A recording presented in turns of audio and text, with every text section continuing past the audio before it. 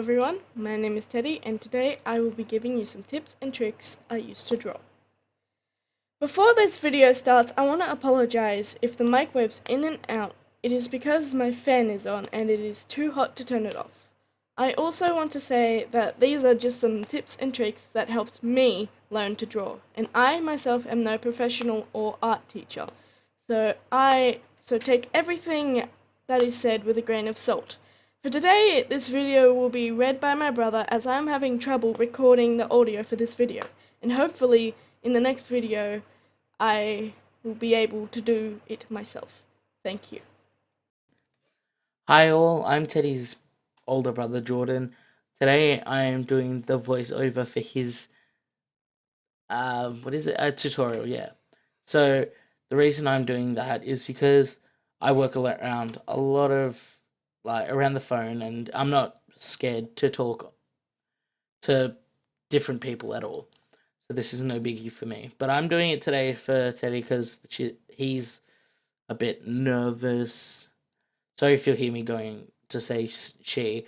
He is a bit of a girl at all points except physical. So let's get this started, okay? So tip number 1, referencing.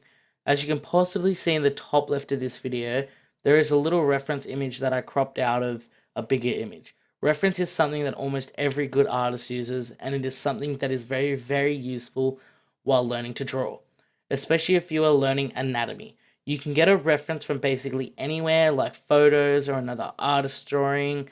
Just don't fully copy their work. That is blatant copyright issues and infringements, okay guys? So don't do that. Tip number 2, practice. You probably hear this all the time, but you need it. You cannot wake up one day and just magically become the best artist ever. It comes with a lot of work, time, effort. It's what separates a good artist from a bad artist, is experience. You won't see a good artist draw, sorry about that. You'll see a good artist probably draw at least once a day, if not more. Whereas a bad artist that thinks they're good won't draw as often and ends up with a less quality in their work. Whereas a normal artist they'll work like a good artist, not a normal artist, sorry. A good artist will work on a piece for days, maybe even weeks, sometimes, depending on how intricate it can be, months. Whereas a good, quote unquote, good artist, one that isn't very good, that doesn't practice drawing, you'll see them work maybe an hour, 2 hours on it and say it's perfect. Okay? So remember, just practice, practice, practice, because practice makes perfect. Tip number 3, shading. Shading is something that is a pain in the ass to learn for some people, including Teddy.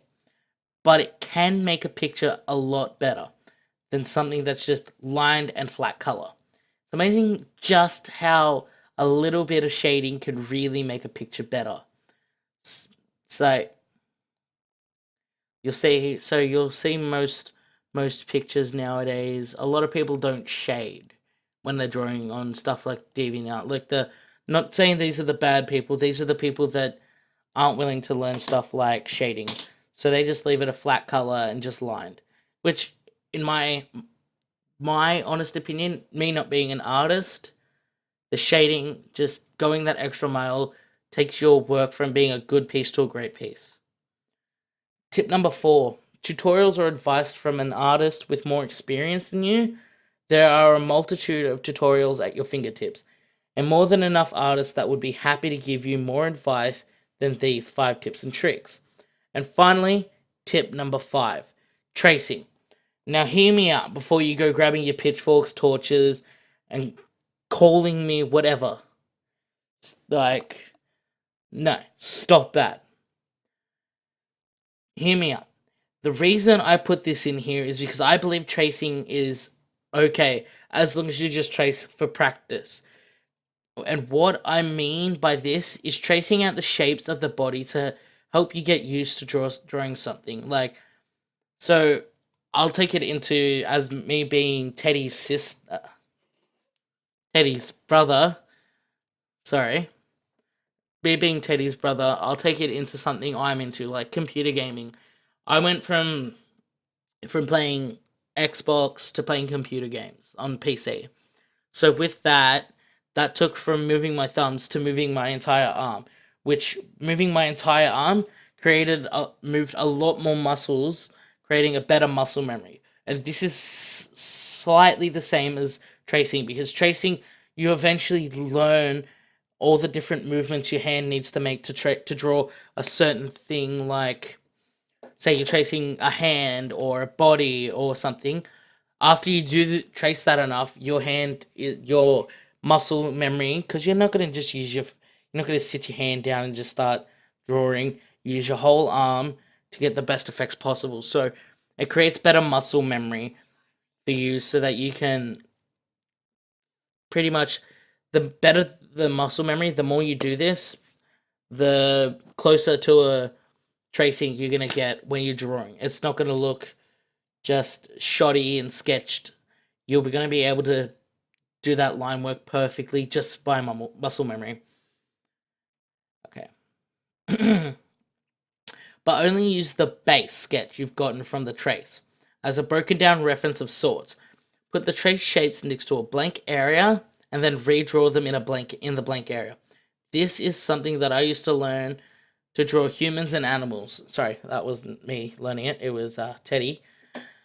Humans and animals. Thank you. Humans and animals, okay? But I will say, don't just blatantly start tracing. This is a Jorden tip. This is tip number 6. This is off the records. When drawing, this is probably the best tip I can give. I know Teddy says it's a 5-tip video, but this is Jordan's tip number 6. This is off nothing. This is, be creative. Don't draw what people want you to draw. Draw what you want to draw. Draw outside of the box, per se. Get creative with it, guys. But other than that, thanks for watching Teddy's video. I hope it helped in some way. Have a good day.